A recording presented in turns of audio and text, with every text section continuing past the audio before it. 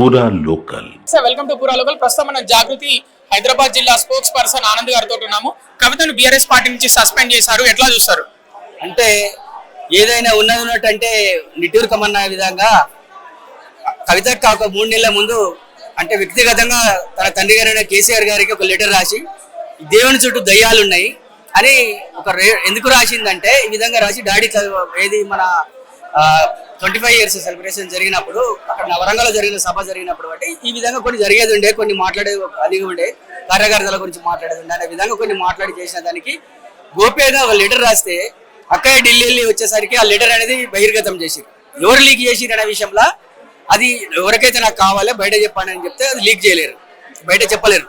చెప్పకపోయేసరి అక్కయ్య కూడా ఏం చేసిరు, సరే వాళ్ళు ఎవరైనా దేవుని చుట్టూ దయ్యాలు ఉన్నారు, మళ్ళీ ప్రశ్న పెట్టి దేవుని చుట్టూ దయ్యాలు కూడా దయ్యాలు వాళ్ళు తెలుసు, దయ్యాల ముందు బయటపడాలనే విషయంలో చెప్పారు. చెప్పిన తర్వాత ఒక 20 days బ్యాక్ మళ్ళీ ఇదే గుంతకల్లా జగదీశ్వర్ రెడ్డి లిల్లిపుట్టు ఆ లిల్లిపుట్టు ఏం చేసిందంటే కవితకు అసలు మాకు ఆమె లెక్కలకే తీసుకుంటలేము, కేసీఆర్ ఆమెను పట్టించుకుంటలేడు అనే విధంగా మాట్లాడి, అంటే వీళ్ళు ఎవరు మీరు ఎన్నుకుండి ఒక జగదీశ్వర్ రెడ్డితో మాట్లాడుతున్నట్టు వాళ్ళు ఎవరు అనేది నేను అక్క బహిర్గతం చేసిన వాళ్ళు ఎవరు ఇంకోరు అదే సంతోషరావు హరీష్ రావు వీళ్ళు చేసి, ఎందుకంటే కవితక్క బీఆర్ఎస్ పార్టీలో ఉంటే ఈ హరీష్ రావు అంటేనే 3వ స్థానంలో ఉంటాడు కాబట్టి ఒక మెల్లమెల్లగా కవితక్కని జరిపి అంటే బీఆర్ఎస్ పార్టీలో కవితకు అంటే పదవులు రాకుండా హరీష్ రావు ఆపిండని మీరు మీరు చెప్తున్నారా?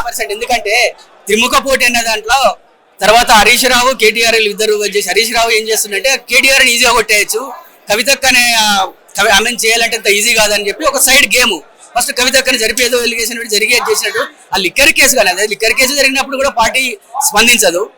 అదే మేము జాగృతి కార్యకర్తలు ధారణలు అవి చేసినాము. మరి కవితక్క బీఆర్ఎస్ పార్టీ నుంచే కదా, ఎమ్మెల్సీ బీఆర్ఎస్ నుంచి కాబట్టి అప్పుడు లేదు. అంత పెద్ద మహానుభావుడు పెద్దసారి కేసీఆర్ మీద కాళేశ్వరం ఎలిగేషన్స్ వస్తే కనీసం స్పందిస్తారు, ఒక ప్రెస్ మీట్లు పెట్టి ట్వీట్లు పెడితే సరిపోతుందా?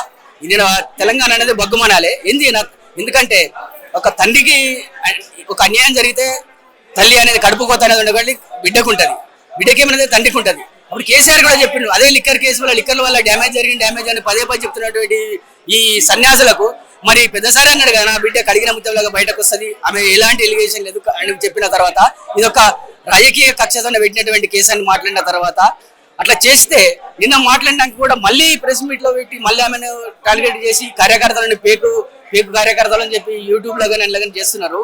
ఇంకొకటి 2006 నుంచి ఇప్పటి వరకు కవితక్క మేము జాగృతి చేస్తున్నటువంటి పోరాటము వేరే పార్టీకి చేయలే. మా ఓటు బ్యాంక్ అయితే ఓన్లీ బీఆర్ఎస్ కే పరిచింది కదా, ఫస్ట్ టీఆర్ఎస్ ఇప్పుడు బీఆర్ఎస్ 2006 నుంచి ఇప్పుడు చేసినటువంటి తెలంగాణ జాగృతి అనేది హైదరాబాద్ 39,000 సభ్యత్వం ప్రతి గ్రామాన వార్డుకు గ్రామ కమిటీలు ఉన్నవి. మీకంటే సభ్యత్వం ఎక్కువ మరి బీఆర్ఎస్ పార్టీకి ఉంది, తట్టుకోగలరా మరి బీఆర్ఎస్ పార్టీని మీరు జాగృతి వాళ్ళు? మేము 100 మంది జాగృతి కార్యకర్తలు బీఆర్ఎస్ 1000 మంది ఉన్నా మేము 100 మంది ధీటుగా ఎదుర్కోగలిగిన శక్తి తెలంగాణ జాగృతికి ఉంది.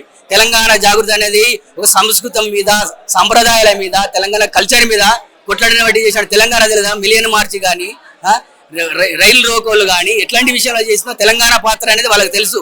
ఎందుకంటే కవితక్క రేపు ఎక్కడ మాకు థ్రెట్ అవుతుంది, ఒక తెలిపర్రాలు ఇవన్నీ చేసి ముందే చేయాలని చెప్పి పెద్దసారి చెవుల అన్ని ఊది పెద్దసారి నచ్చేసి మరి ఇతనే కదా కవితక్క మాట్లాడదంటే తప్పేముంది. భారీ నీటిపారుదల శాఖ మంత్రిగా తన్నీరు హరీష్ రావు గారే కదా, హరీష్ రావు ఉన్నారు.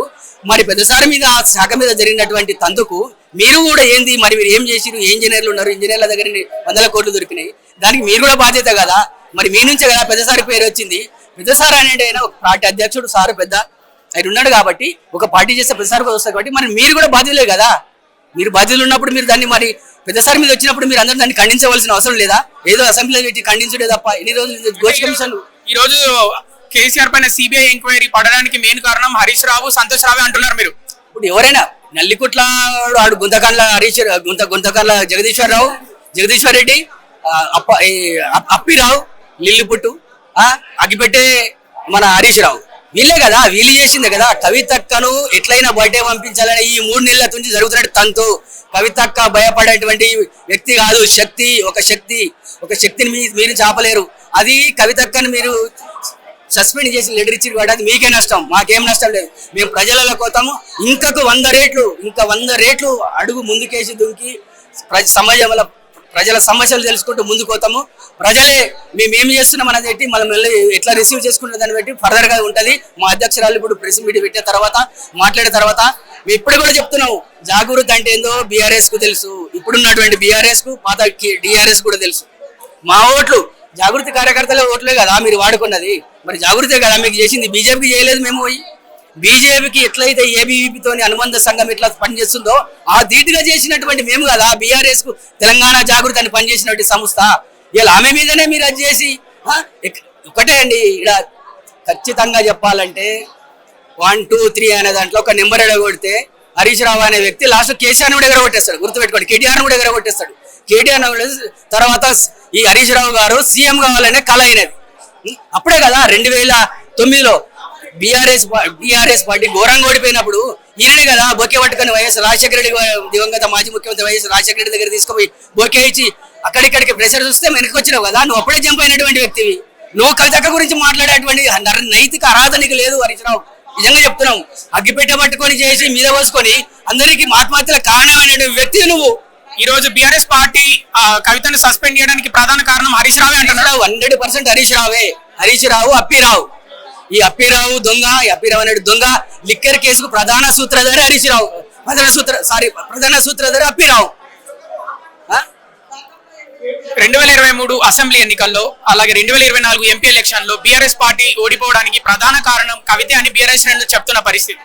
కవితక్క కాదు, కవితక్క ఎప్పుడు తర్వాత కదా అరెస్ట్ అయిన తర్వాత ఎప్పటి నుంచి ఆరోపణలు ఎదుర్కొంటారు. మరి ఆరోపణలు అంటే మరి వీళ్ళు చేసిన ముందుకు రావా? వీళ్ళకి ఎందుకు జంకు తిరుగుతున్నదంటే కవితక్క అనేది ఒక బాంబు వేలిసింది కదా. బాంబు వేలిసేసరికి ఏంది అనేది వీళ్ళకు పోలు పడకుండా కవితక్కను సస్పెండ్ చేసి కనీసం సొకసు నోటు చేయకుండా సస్పెండ్ చేసినంత మాత్రాన కవితక్క వెంబడి మేము 1000 మంది సైనికులు ఉన్నాము, బహువల్ లాంటి సైనికులు ఉన్నాము. భయపడేటువంటి ప్రసక్తే లేదు. మా భవిష్యత్తు ఇప్పుడు ఇంకా బాగుంటుంది అనుకుంటున్నాం మేము. ఇప్పటికంటే మాకు కొన్ని అడ్డంకులు ఉన్నాయి కాబట్టి అడ్డంకులు తొలగిపోయినాయి. మేము ఎట్టి పరిస్థితుల్లో బాధపడవలసిన అవసరం లేదు, బాధపడవలసిన అవసరం లేదు, భయపడవలసిన అవసరం లేదు. 100% ఖచ్చితంగా ఏ పార్టీ అయినా మా దగ్గరికి రేపు వచ్చి తెలంగాణ జాగృతి సపోర్ట్ కావాలనే సిచ్యువేషన్ కు 100% జాగృతి చేస్తుంది. దీంట్లో ఎట్లాంటి తీసుకొచ్చే సందేహమే లేదు, భయపడేటువంటి లేదు. పార్టీ కూడా మా బాసు కేసీఆర్ బీఆర్ఎస్ఏ మాది. మేము మొదటి నుంచి నేను 2001 నుంచి బీఆర్ఎస్ ఉన్నా. 2006 తర్వాత జాగృతిలో చేసినాం. నేను సభ్యత్వం ఉన్నప్పుడు కొంతమంది కేసీఆర్ ఏమన్నా ఇప్పుడు లేని వాళ్ళు కూడా ఉన్నారు. మేమున్నాం ఉస్మానియా యూనివర్సిటీ, నేనున్నా ఉస్మానియా యూనివర్సిటీ క్యాంపస్ లకు చేసి ఉద్యమాలు చేసి జైలుకు పోయి లాఠీలు దెబ్బలు తిని భార్య మీద పుస్తకాలు అమ్ముకొని ల్యాండ్లు అమ్ముకొని ఇప్పటికీ కూడా కనీసం ఒక డబుల్ బెడ్రూమ్ లేనటువంటి తెలంగాణ జాగృతి కార్యక్రమం 1000 మంది ఉన్నారు. ఇప్పుడు కేటీఆర్ నీ అనుచరులు నువ్వు కాపాడుకున్నావు, హరీష్ రావు నీ అనుచరులు కాపాడుకున్నావు. కవితక్క ఇప్పటి వరకు మీరు వల్లనే చూసుకోండి, ఎంక్వైరీ చేయండి. తెలంగాణ జాగృతిని ఇప్పటి వరకు కూడా ఒక కార్యకర్తలాగా నుండి తెలంగాణ 2001 నుంచి ఎట్లున్నారు ఇప్పుడు కూడా అదే స్థితిగతుల మీద పనిచేస్తున్నారు. ఎందుకంటే ఒక కమిట్మెంట్ కవితక్క అట్లాంటి కార్యకర్తలను తయారు చేసింది, ఒక నిప్పు కనుక అలాంటి కార్యకర్తలను తయారు చేసింది. అట్లనే మేము ఇప్పటివరకు అదే ఉన్నాము కదా, అదే జాగ్రత్త. మాది 33 జిల్లాలో విస్తరించున్నది. ఇప్పటికి హైదరాబాద్లో బీఆర్ఎస్ గ్రామ కమిటీలు లేవు, మరి ప్రతి జెండా దింపాలు ఉన్నాయి, కమిటీలు ఉన్నాయి. మళ్ళీ ఇప్పుడు కమిటీలు వేస్తున్నాము. మేము భయపడవలసిన అవసరం లేదు. తెలంగాణ జాగృతితోని మిగతా పార్టీలకు అవసరం ఉండొచ్చు, బీఆర్ఎస్ కూడా అర్థమవుతుంది. మేము అట్లాంటి కమిట్మెంట్ తోని పనిచేసిన తెలంగాణ జాగృతి ఎవరికి భయపడవలసిన అవసరం లేదు.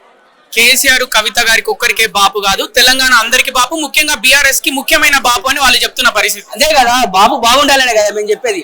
తెలంగాణకు అందరికి బాపు కేసీఆర్ బాపు, కానీ కన్నబిడ్డకు సపరేట్ బాపు కదా. తండ్రి అనేది ముందు కదా, పార్టీ తర్వాత. ఒక నష్టం జరిగినప్పుడు ప్రజల కంటే ముందు స్పందించేది తన కడుపే కదా, తన కడుపుకోతేనే కదా.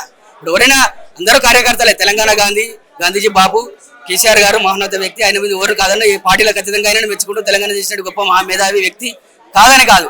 కానీ ఏదైనా సమస్య వచ్చినప్పుడు కొడుకు కంటే ముందు ఆడబిడ్డ, మనకేదైనా ఆపద జరిగినప్పుడు ఆడబిడ్డ ఫస్ట్ శోకకృతులు అయితే ఎందుకైతుందంటే కొడుకుది కొద్దిగా ధైర్యం వేరు ఉంటుంది.